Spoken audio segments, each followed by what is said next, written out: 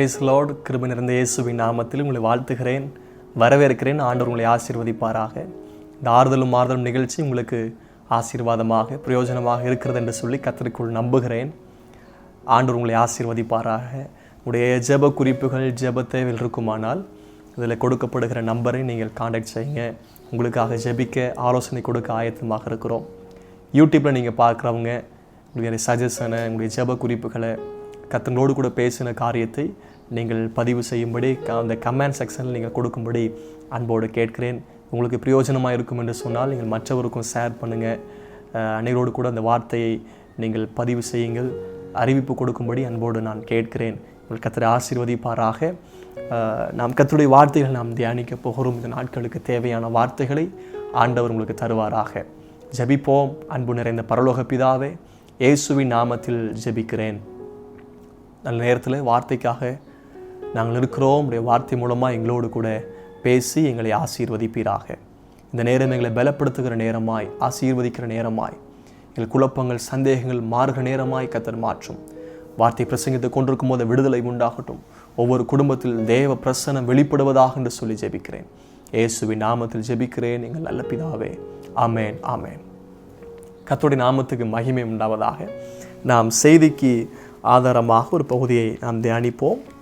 2 நாளாகமம் 14ஆம் அதிகாரம் 11ஆம் வசனம், 12ஆம் வசனம், 15ஆம் வசனம் வாசிப்போம். 2 நாளாகமம் 14ஆம் அதிகாரம், 2 Chronicles chapter 14 verse 11. ஆசா தன் தேவனாகிய கர்த்தரை நோக்கி கூப்பிட்டு, கர்த்தாவே, பலமுள்ளவனுக்காகிலும் பலமற்றவனுக்காகிலும் உதவி செய்கிறது உமக்கு லேசான காரியம். எங்கள் தேவனாகிய கர்த்தாவே, எங்களுக்கு துணை நில்லும். உம்மை சார்ந்த உம்முடைய நாமத்தில் ஏராளமான இந்த கூட்டத்திற்கு எதிராக வந்தோம். கர்த்தாவே, நீர் எங்கள் தேவன், மனுஷர் உம்மை மேற்கொள்ள விடாதையும் என்றேன். அப்பொழுது கர்த்தர் அந்த எத்தியோப்பியரை ஆசாவுக்கும் யூதாவுக்கும் முன்பாக முறியடித்ததினால் எத்தியோப்பியர் ஓடி போனார்கள். 15ஆம் வசனம். மிருக ஜீவன்கள் இருந்த கோட்டாரங்களையும் அவர்கள் இடித்து போட்டு திரளான ஆடுகளையும் ஒட்டகங்களையும் சாய்த்து கொண்டு எருசலேமுக்கு திரும்பினார்கள். இன்னைக்கு உங்களோடு கூட நான் பேச போகிற வார்த்தை, நாம் தியானிக்க போகிற வார்த்தை, வெற்றியோடு எருசலேம் திரும்புவோம். வெற்றியோடு எருசலேம் திரும்புவோம். தர்மியான வசனம் அங்கு கொடுக்கப்பட்டிருக்குது. கடைசி வசனம், 15ஆம் வசனம். எருசலேமுக்கு திரும்பினார்கள். எருசலேம் அப்படின்னா, எரு அப்படின்னா பட்டணம், சலேம் அப்படின்னா சலோம், சமாதானம், சமாதானத்தின் பட்டணம். பெரிய யுத்தம் ஏற்படுகிறது. ஆசாவின் வாழ்க்கை குறித்து தியானிக்க போகிறோம். நாம் இதை கற்றுக்கொண்டு இதை நாம் தியானிக்கலாம். கர்த்தர் நம்மை ஆசீர்வதிப்பாராக. அது மாத்திரமல்ல, இன்றைக்கு இங்கே மிக முக்கியமாக அந்த எருசலேமுக்குள் வெற்றியோடு திரும்புவதற்கு ஆசாவின் ஜெபம் தான் தியானிக்க போகிறோம். The prayer of Asa, King Asa. ஆசாவுடைய ஜெபம் எப்படி இருந்தது, இந்த ஜெபத்தை குறித்து நாம் பார்க்க போகிறோம். கர்த்தர் நம்மை ஆசீர்வதிப்பாராக. அதான் வசனம் 11 பார்த்தோம். ஆசாவுடைய ஜெபம். ஆசா தன் தேவனாகிய கர்த்தரை நோக்கி கூப்பிட்டு, கர்த்தாவே, பலமுள்ளவனுக்காகிலும் பலனற்றவனுக்காகிலும் உதவி செய்கிறது உமக்கு லேசான காரியம். எங்கள் தேவனாகிய கர்த்தாவே, எங்களுக்கு துணை நில்லும். உம்மை சார்ந்தமுடைய நாமத்தில் ஏராளமான இந்த கூட்டத்திற்கு எதிராக வந்தோம்.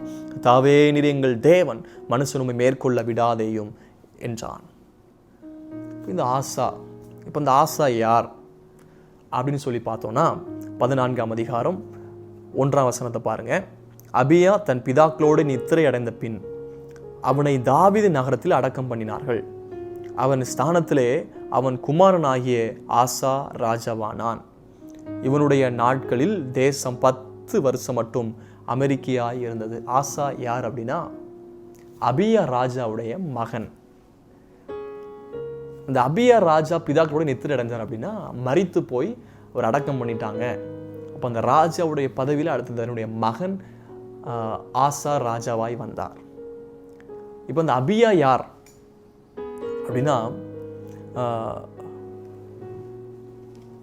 இந்த வரிசையாய் பார்க்கணும். இந்த ஆசா யார் அப்படின்னு இந்த சந்ததியை வரிசையாக பார்க்கும்போது 1 நாளாகமம் 29ஆம் அதிகாரம் 26ஆம் வசனத்திலிருந்து இவ்விதமாய் ஈசாயின் குமாரனாகிய தாவீது இஸ்ரவேல் அனைத்துக்கும் ராஜாவாயிருந்தான். அவன் இஸ்ரவேலை அரசாண்ட நாட்கள் 40 வருஷம், எப்ரோனில் 7 வருஷம், எருசலேமில் 30 வருஷம், 33 வருஷமும் ராஜாவாயிருந்தான். அவன் தீர்க்காயுசும் ஐஸ்வர்யமும் மகிமையும் உள்ளவனுமாய் நல்ல முதிர் வயதிலே மரணம் அடைந்த பின் அவன் குமாரனாகிய சாலமோன் அவன் ஸ்தானத்திலே அரசாண்டான். அப்போ தாவீது மரித்து போறார். ராஜாவாக இருந்து 40 ஆண்டுகள். அது அருமையாக போடப்பட்டிருக்கிறது. எப்ரோனில் 7 வருஷமோ, எருசலேமிலே 33 வருஷமோ இருந்தார். மரித்து போனதுக்கப்புறம் தன்னுடைய ஸ்தானத்தில் சாலமோன் ராஜாவாய் மாற்றப்படுகிறார். இப்போ சாலமோன் ராஜாவை மாற்றப்படுவது பின்பதாக சாலமோன் ராஜா மரித்து போறார். 2 நாளாகமும் 9ஆம் அதிகாரம் 30ஆம் வசனம். சாலமோன் எருசலேமிலே இஸ்ரவேலில் எல்லாம் 40 வருஷம் அரசாண்டான்.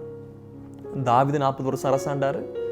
அவருடைய மகன் சாலமோன் 40 வருஷம் ஜனங்களை அரசாண்டார். பின்பு சாலமோன் தன் பிதாக்களோடு நித்திரை அடைந்தான். அவனை அவன் தகப்பனாகிய தாவீது நகரத்தில் அடக்கம் பண்ணினார்கள். அவன் ஸ்தானத்திலே அவன் குமாரனாகிய ரெகோபெயாம் ராஜாவானான். முதலாவது தாவீது 40 வருஷம், அவர் மரித்த பின் சாலமோன் 40 வருஷம், சாலமோன் மரித்த பின்பதாக ரெகோபெயாம். இங்கே தான் பிரச்சனை ஏற்படுது. ரெகோபெயாம், யெரொபெயாம். இந்த ராஜ்யம் 2ஆய் பிரிக்கப்படுகிறது, 10+2. இப்போ ரெகோபெயாமுக்கு அடுத்தது யார் அப்படின்னா, ரெகோபெயாமுக்கு அடுத்தது தான் நம்ம 14ஆம் அதிகாரம் பார்க்கிறோம். 14ஆம் அதிகாரம் 1ஆம் வசனம். அதில் முன்னாடி பார்த்தீங்கன்னா 2 நாளாகமும் 13ஆம் அதிகாரம் 20. அப்புறம் அபியாமின் நாட்களில் ரெகோபெயாம் பலம் கொள்ள மட்டாதே போய் கர்த்தர் அவனை அடித்ததினால் மரணம் அடைந்தான். தேவநாமத்து மகிமை உண்டாவதாக. இந்த ரெகோபெயாம் நாட்கள் முடியும் போது அப்போ அந்த ரெகோபெயாம் யெரொபெயாம் என்று சொல்லி அங்கே பிரிந்தார்கள். உடைய துரு ஆலோசனை, முதியோர்கள் கொடுத்த ஆலோசனை கேட்காம வாலிபருடைய துரு ஆலோசனை கேட்டு இது நிமித்தமாய் ராஜ்யபாரங்கள் பிரிந்தது. அப்போ இந்த நாள் மரணம் சம்பவம் ஏற்பட்டது பின்பதாக அபியா ராஜாவை மாறுறார். அபியா மரித்த பின்பதாக தன் மகன் ஆசா ராஜாவை மாறுறார். இப்போ இந்த ஆசாவை குறித்து பார்ப்போம். 14ஆம் அதிகாரம் 2ஆம் வசனம். ஆசா தன் தேவனாகிய கர்த்தரின் பார்வைக்கு நன்மையும் செம்மையுமானதை செய்தான். ஆசா முன்னாடி தாவீது நாட்கள் முடிந்த பின்பதாக சாலமோன் had a wisdom, wise, wine, wives, பலவிதமான வெல்த். அவருக்கு வந்து மனைவியில் இருந்தாங்க, வைப்பாட்டியில் இருந்தாங்க, வைன் இருந்தது, மதுபானங்கள், சொத்துக்கள், ஆஸ்திகள், ஞானம் பயங்கரமாக இருந்துச்சுங்க. ஆனால் எல்லாம் மாயை. பாவ சந்தோஷத்தில் அவர் ஈடுபட்டார். அதுக்கு பின்பதாக ரெகோபெயாம் அங்கே பலவிதமான பிரச்சனைகள், தேசத்தில் பரிசுத்தம் இல்லாத ஒரு நிலைமை, தங்களுடைய ஆட்சியில் பரிசுத்தம் இல்லாத ஒரு நிலைமை. அதுக்கு பின்பதாக இந்த ஆசா பாருங்க, ரொம்ப சந்ததிகளுக்கு பின்பதாக, அநேக ஆண்டுகளுக்கு பின்பதாக ஆசா தன் தேவனாகிய கர்த்தரின் பார்வைக்கு நன்மையும் செம்மையுமானதை செஞ்சான். முதலாவது நன்மையும் செம்மையுமானதை செஞ்சான். வெற்றியோடு எருசலேம் திருமணமா? அப்படி என்றால் இந்த சமாதான தாபரத்திற்கு ஜெயமாய் திரும்ப வேண்டும் என்றால் கர்த்தரின் பார்வைக்கு செம்மையானதையும் நன்மையும் நீங்க செய்யுங்க, ஆசா ராஜா செய்தது போல.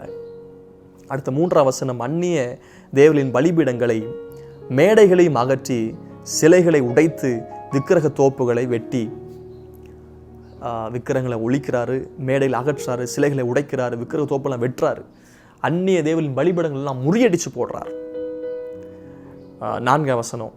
தங்கள் பிதாக்களின் தேவனாகிய கர்த்தரை தேடவும் நியாயப்பிரமாணத்தின்படியும் கற்பனையின்படியும் செய்யவும் யூதாவுக்கு கற்பித்து. பாருங்க, யூதாவுக்கு கற்பிக்கிறார். நியாயப்பிரமாணத்தின்படி செய்யணும், கர்த்தரின் கட்டளைப்படி செய்யணும்னு சொல்லி கற்பித்து கொடுக்கிறார். அப்புறம் 5ஆம் வசனம். யூதாவும் எல்லா பட்டணங்களிலும் இருந்த மேடையும் விக்கிரகங்களையும் அகற்றினான். அவனுக்கு முன்பாக ராஜ்யம் அமெரிக்கையாயிருந்தது. கர்த்தர் அவனுக்கு இளைப்பாறுதலை கட்டளையிட்டதனால் அந்த வருஷங்களில் அவனுக்கு விரோதமாக யுத்தம் இல்லாதிருந்தது. தேசம் அமெரிக்கையாயிருந்தது. அமெரிக்கா இருந்தபடினால் யூதாவிலே அரணான பட்டணங்களை கட்டினான். அவன் யூதாவை நோக்கி, தேசம் நமக்கு முன்பாக அமெரிக்கா இருக்கையில் நாம் இந்த பட்டணங்களை கட்டி அவைகள் அலங்குங்கள், கோபுரங்கள், வாசல்கள் உண்டு பண்ணி தாழ்பால்கள் போட்டு பலப்படுவோமாக. இந்த தேசம் அமைதியாக இருந்தது பல வருஷங்களாய். இந்த ஆசாவுடைய நாட்களில் தேசம் அமெரிக்கா இருந்தது. காரணம், விக்கிரகங்களை ஒழித்தார், அந்நிய பலிபீடங்களை தகர்த்தார். தேவனுடைய பார்வைக்கு செம்மையானதை செஞ்சார், நன்மையானதை செஞ்சார், ஜனங்களுக்கு நியாயப்பிரமாணங்களை கட்டளைகளை கற்றுக் கொடுத்தார், கற்பித்தார். இந்த நாட்களில் தேசம் மிகவும் அமைதலாக இருந்தது. திடீரென்று ஒரு சம்பவம் ஏற்படுகிறது. 8ஆம் வசனம், யூதாவிலே பரிசையும் ஈட்டியும் பிடித்திருக்கிற 3,00,000 பேரும், பென்யமீனிலே கேடகம் பிடித்து வில்லை நாணேற்றுகிற 2,80,000 பேருமான சேனை ஆசாவுக்கு இருந்தது. இவர்கள் எல்லோரும் பராக்கிரமசாலிகள். இப்போ ஆசாவுடைய ராஜ்யபாரத்தை, அவருடைய படையை குறித்து இங்கே பேசப்படுகிறது. யூதாவிலே 3,00,000 பேர், பென்ஜமீனில் 2,80,000 பேர். அப்படின்னா 5,80,000 பேர், 5,80,000 பேர் இருக்கிறாங்க ஆசாவுடைய படையில். யூதாவில் 3,00,000, பென்ஜமீனில் 2,80,000 பேர். அவங்க எல்லாமே பராக்கிரமசாலிகள். அடுத்த வசனம் பாருங்க, 9ஆம் வசனம், அவர்களுக்கு விரோதமாக எத்தியோப்பியனாகிய சேரா 10,00,000 பேர்கள் சேர்ந்த சேனையோடும் 300 ரதங்களோடும் புறப்பட்டு மரேசா மட்டும் வந்தான். இவ்வளோ வருஷமா ஆசாவுடைய ராஜ்யபாரத்தில் ரொம்ப அமைதலாக இருந்துச்சு, அமெரிக்கா இருந்தது, யுத்தங்கள் இல்லாத இருந்தது. ஆசாவுடைய படையில் 5,80,000 பேர் தான் இருக்கிறாங்க, பராக்கிரமசாலிகள். இப்போ சேரா 10,00,000 பராக்கிரமசாலியோடு வரான். 10,00,000. அது மட்டும் இல்லை, 300 ரதங்களோடும் புறப்பட்டு வரான். 300 ரதத்தோடும் 10,00,000 வரான். இப்போ யாருக்கு அதிக மெஜாரிட்டி இருக்கிறாங்கன்னு பார்த்தா சேரா படைக்கு தான், எதிராளிக்கு தான் 10,00,000 இருக்கிறாங்க. இவருக்கு இருந்தது, ஆசாவுக்கு வெறும் 5,80,000 பராக்கிரமசாலிகள் மட்டும்தான். ஆனால் இங்கே 300 குதிரைகளோடும் வராங்க, ரதங்களோடும்.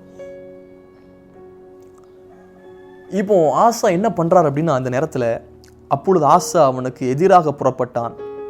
மரேசாவுக்கு அடுத்த செப்பத்தா என்னும் பள்ளத்தாக்கில் யுத்தத்திற்கு அணிவகுத்து நின்றான். இப்போ உடனே போய் யுத்தத்துக்கு போய் யுத்தம் செய்யாம ஆசா ரொம்ப ஞானம் உள்ளவன், தெய்வ பயம் உள்ளவனா இருந்து என்ன பண்றான் அப்படின்னா, 11ஆம் வசனம், ஆசா தன் தேவனாகிய கர்த்தரை நோக்கி கூப்பிட்டு, இது இக்கட்டான நேரத்தில் அவனுக்கு இருந்தது கொஞ்சம் ஆள் பலன், அவனுக்கு இருந்த படைபலம் மிக குறைவு, சேராவை கூட்டு ஒப்பிட்டு பார்க்கும்போது மிக குறைவு. ஆனாலும் அவனுக்குள்ள ஒரு விசுவாசம், தன் தேவனாகிய கர்த்தரை நோக்கி கூப்பிட்டான். ஐயா அம்மா, இங்கே ஆசாவுக்கு விரோதமாய் சேரா படை 10,00,000 ஜனங்களோடும் 300 குதிரை அந்த ரதங்களோடும் கூட எதிராய் வந்து நிற்கும்போது ஆசா பரலோகத்தின் தேவனை நோக்கி பார்த்தார். இதே போல் நம்முடைய வாழ்க்கையில் நமக்கு குறைய காரியங்கள் தான் இருக்கும். சில காரியங்கள் குறைவாய், பலனும் அனுபவங்களும் திறமைகளும் பணபலங்களும் ஆள்பலமும் மிக குறைவாக இருக்கும். நமக்கு விரோதமாக இருக்கிற காரியங்கள் எதிராய் பெரிய அளவில் தோன்றது போல் இருக்கலாம். கோலியாத்தை போல் நமக்கு எதிராய் தோன்றுகிற பெலிஸ்தேர் படைகள் மிக பெரிதாய் தோன்றி கொண்டிருக்கலாம். ஆனால் நமக்குள் ஒரு விசுவாசம் உண்டு, நான் ஜெபிக்கிற தேவன் எனக்கு பதில் தருவார். இந்த ஒரு யுத்தத்தில் திருப்தியாய் வெற்றியாய் எருசலேம் ஆசா படை திரும்பினது. எப்படி சாத்தியமாய் முடிந்தது? 10,00,000 பேரை எப்படி கொன்றார்? 300க்கும் அதிகமான அந்த ரதங்களோடு வந்தவங்களை எப்படி மேற்கொண்டார்? 5,00,000 வச்சு. காரணம் என்ன தெரியுமா? ஆசாவின் ஜெபம் வல்லமை உள்ள ஜெபம். நீங்கள் வெற்றி எருசலேம் திருமணமா? நீங்கள் ஜெயமாய் திருமணமா? உங்கள் வாழ்க்கையில ஜெயம் உண்டாக வேண்டுமா? அற்புதம் நடக்கணுமா? பாதுகாக்கப்பட வேண்டுமா? ஒரு காரியத்தை நான் சொல்லுகிறேன், ஆசா ஜெபித்தது போல் உங்கள் ஜெபத்தில் தேவனுடைய காரியத்தை நீங்கள் உணர வேண்டும். தேவனுடைய காரியத்தை என்ன ஜெபத்தில் உணர்ந்தார்? 3 காரியத்தை நான் மத்தியில் பேச விரும்புகிறேன். I want to talk about 3 things. What Asa king he understood when he was praying. ஆசா ஜெபிக்கும் போது என்னதை அவர் உணர்ந்தார்?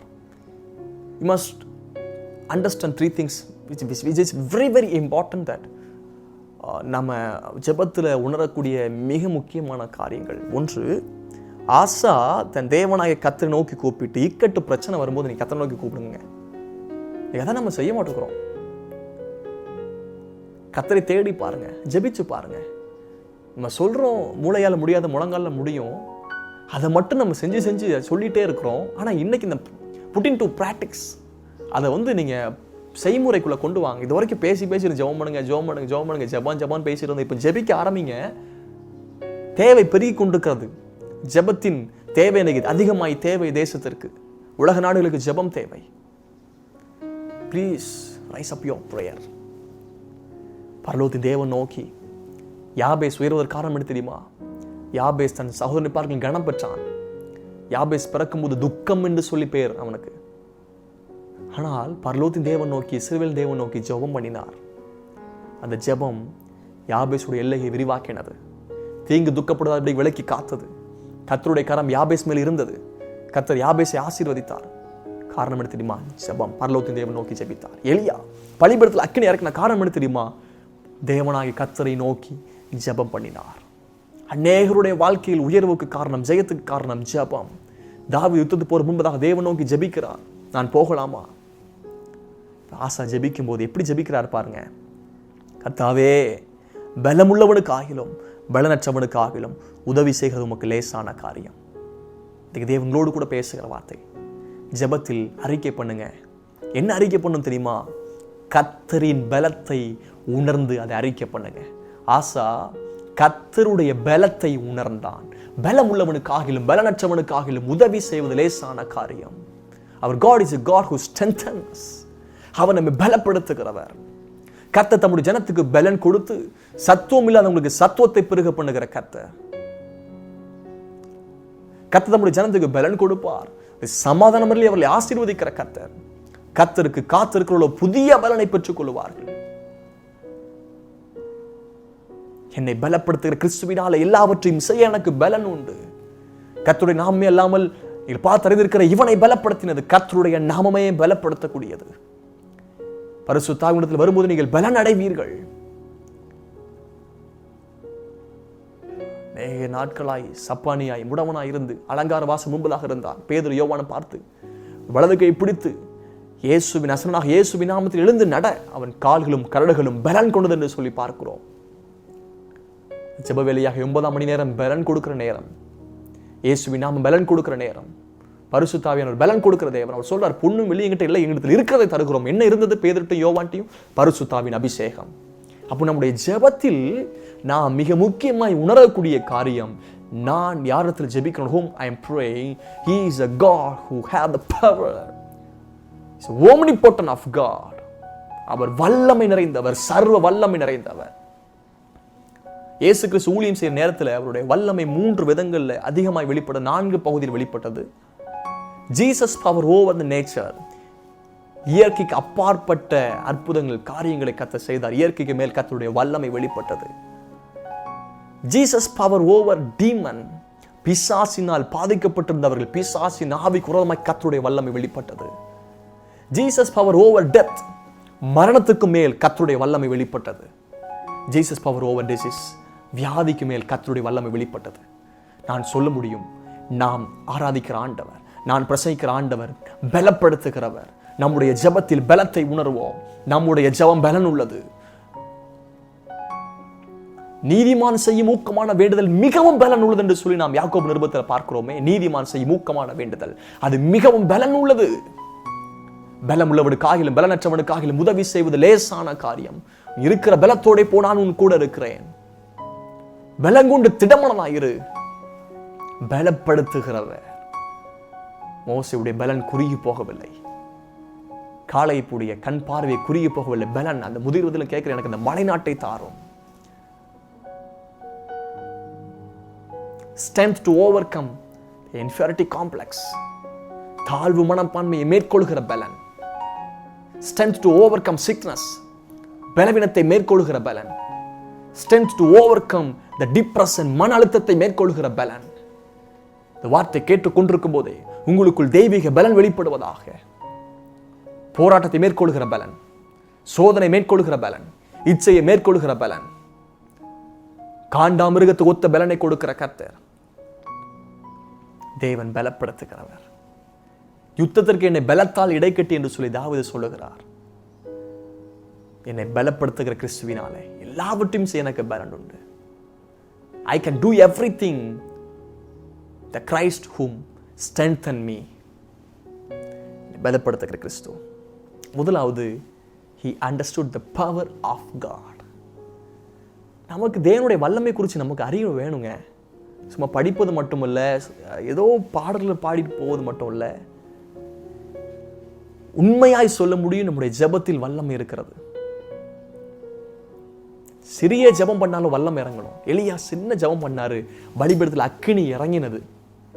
ஜெபத்தில் வல்லமை இருக்கிறது. He understood the power of God. தேவன் வல்லமை நிறைந்தவர்.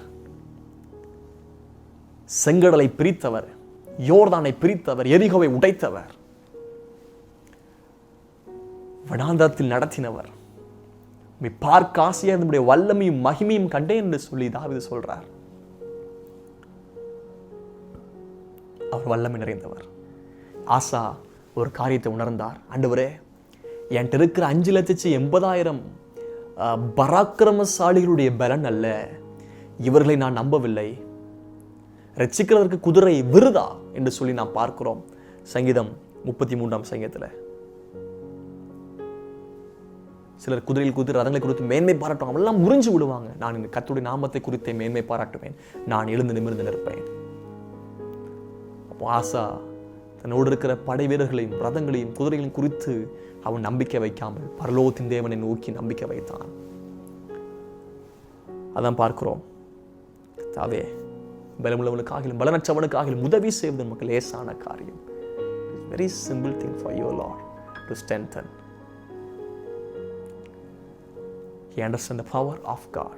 இரண்டாவது, நம்முடைய ஜெபத்தில் நாம் உணர வேண்டிய காரியம் என்ன?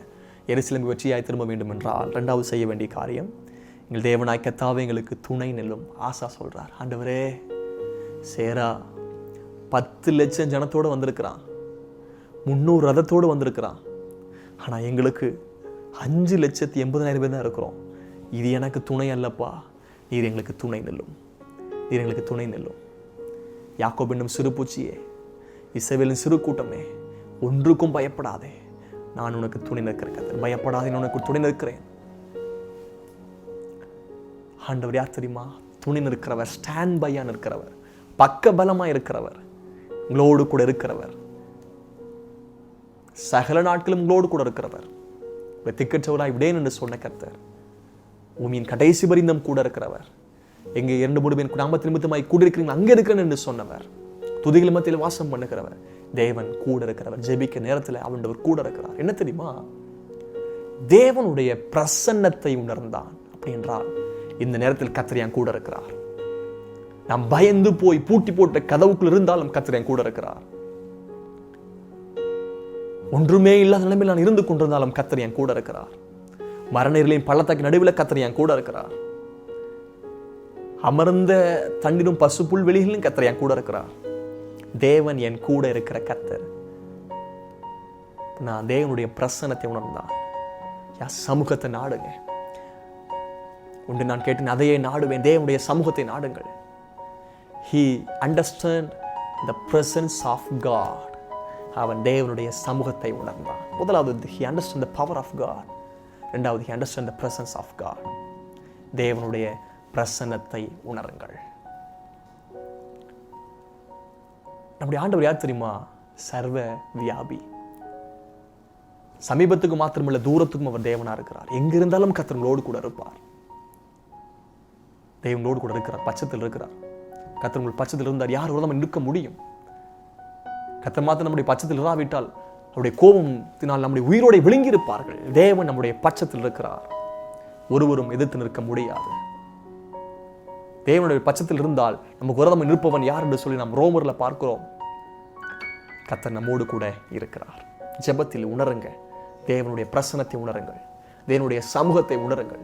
பகல்ல மேக சமம், ராவில அக்னி சமம் என்ற இஸ்ரவேல் ஜனங்களுக்கு இருந்தது போல் கர்த்தருடைய சமூகம் நம்மோடு கூட இருக்கும். மோசே தேவ சமுத்திரம் போய் கதறார், தகப்பனே ஜனத்தை நடத்தி கொண்டு போன்னு சொன்னீங்க, ஆனா இன்னார அனுப்புவேன் நீங்க சொல்லலையே, யார் ஆண்டவரை கூட வருவா? தேவ சமுதிரம் போய் மன்றாடி கூடாத்துல போய் ஜெபிக்கும் போது கர்த்தருடைய வார்த்தை வருகிறது, என் சமூகம் உனக்கு முன்பதாக செல்லும். எனக்கு கர்த்தரோடு கூட பேசுறார். My presence will go with you and my presence will go forward before you. தேவ சமூகம் உங்களுக்கு முன்பதாக தொடர்ந்து கொண்டிருக்கும். தேவ சமூகம் கூட இருக்கும். My presence will be with you. எப்பொழுதும் என் சமூகம் உன்னோடு கூட இருக்கும் என்று சொல்லி ஆண்டவர் வாக்குத்தத்தம் பண்ணுகிறார். மூன்றாவது என்னை உணர்ந்தால், உம்மை சார்ந்த உம்முடைய நாமத்தில் ஏராளமான இந்த கூட்டத்துக்கு எதிராக இருந்தோம். கர்த்தாவே, நீர் எங்கள் தேவன், மனுஷர் உம்மை மேற்கொள்ள விடாதையும், மனுஷர் மேற்கொள்ள விடாதையும், வியாதி மேற்கொள்ள விடாதையும், அக்கிரமம் துன்பங்கள் மேற்கொள்ள விடாதையும், சாபம் மேற்கொள்ள விடாதையும், பஞ்சம் மேற்கொள்ள விடாதையும். ஜெபத்தில் எப்படி ஜெபம் பண்றாரு பாருங்க. விரோதிகள் மேற்கொள்ள விடாதையும். அப்படி என்றால் பாதுகாப்பை உணர்ந்தான். எனக்கு துணை நிற்கிற கர்த்தர் என்னை பாதுகாப்பார். He understand the protection of God. தேவன் பாதுகாக்கிறவர், சூழ பாலைமறையை விடுவிக்கிறவர், செட்டக நிலவில் அவர் பாதுகாக்கிற கர்த்தர். உன்னதமானுடைய மறைவில் இருக்கிறவன் சர்வ வல்லவருடைய நிழலில் தங்குகிறான். அவன் கர்த்தரை நோக்கி நீர் அடைக்கலாம், என் கோட்டை, என் தேவன், நான் நம்பியிருக்கிறவன் என்று சொல்லுவேன். அவனிடத்தில் வாஞ்சியா இருக்கிறபடி நான் அவனை விடுவிப்பேன். அவன் நாமத்தை அறிந்திருக்கிறபடி நான் உயர்ந்த அடைக்கலத்தில் வைப்பேன். கர்த்தருடைய நித்திய புயங்கள் நமக்கு ஆதாரம். கர்த்தர் நம்முடைய அடைக்கலமாக இருக்கிறார். அவர் பாதுகாக்கிறவர், எல்லா தீமைக்கும் விலக்கி காக்கிற கர்த்தர். யாபேஸ் ஜெபம் பண்றார், தீங்கு என்னை துக்கப்படுத்தாதபடிக்கு என்னை விலக்கி காத்திரலும். ஆசா ஜெபம் பண்றார், ஆண்டவரே என்னை மேற்கொள்ள விடாதபடிக்கு என்னை காத்துக்கொள்ளும். இந்த ஜெபத்தினால் ஒரு பெரிய வல்லமை வெளிப்பட்டதுங்க. தெய்வ பிரசன்னம் வெளிப்பட்டது, தெய்வ பாதுகாப்பு ஆசாக்கு வெளிப்பட்டது. நான் சொல்ல முடியும், ஆண்டவரை உங்களோடு கூட வாக்குத்தத்தம் பண்ணுகிறார். எருசலேமுக்கு சுகமாய் திரும்புவீங்க, வெற்றியாய் திரும்புவீங்க. என்னுடைய பலத்தின் தேவன் உங்கள் வாழ்க்கையில் வெளிப்படுவார். பிரசன்னத்தின் தேவன் வெளிப்படுவார். உங்கள் தேவ சமூகம் உங்களோடு கூட இருக்கும். திகையாதீங்க, கலங்காதீங்க. தேவன் உங்களை காப்பார். கண்மணி போல காக்கிற கர்த்தர். பகல வெயிலாகி நிலவாகி உங்களை சேதப்படுத்துவதில்லை. உங்கள் போக்கில் வறுக்கிலும் இது கொண்டு என்னென்னைக்கும் காக்கிற கர்த்தர் ஆசீர்வதிப்பார். இஸ்ரவேலை காக்கிறதையும் உறங்குவதும் இல்லை, தூங்குவதும் இல்லை. கர்த்தர் நகரத்தை காவலாளி விழித்திருக்கிறது விருதா? கர்த்தர் காக்கிறவருங்க. வலது பக்கம் நிழலாக இருப்பார்.